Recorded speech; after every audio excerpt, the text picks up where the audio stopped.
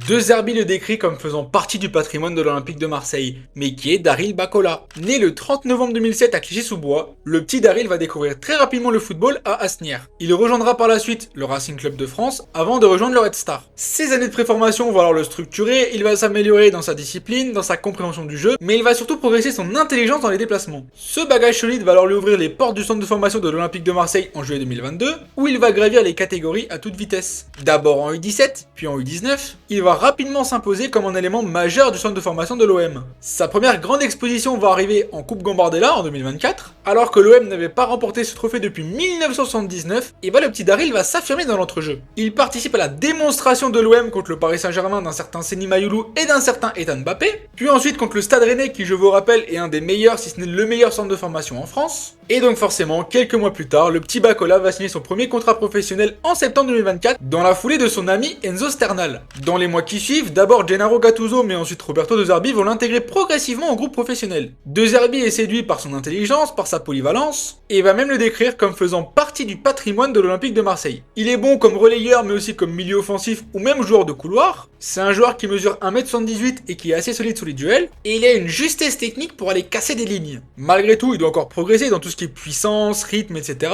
Mais ça ne l'empêchera pas de faire ses débuts en Ligue 1 avec les pros le 5 janvier 2025 lors d'un large succès contre le Havre. Depuis, il a disputé quelques minutes au championnat, il est aussi un petit peu entre le groupe pro, les U19 et la Nationale 3. Et ça, c'est une situation qui est un petit peu frustrante pour un joueur de son calibre. Il a été retenu par l'OM pendant la Coupe du Monde du 20, donc il n'a pas pu la jouer, et l'OM lui avait promis du temps de jeu. Sauf que on se rend compte qu'il en a pas tant que ça. Et mine de rien, son avenir est quand même au centre des discussions. Je vous rappelle qu'on parle d'un joueur qui est en fin de contrat en 2027, donc c'est dans pas longtemps, et qu'il y a déjà des clubs comme Francfort qui sont à l'affût pour le récupérer. Et reste à savoir si Daryl Bacola va obtenir le temps de jeu qu'il veut.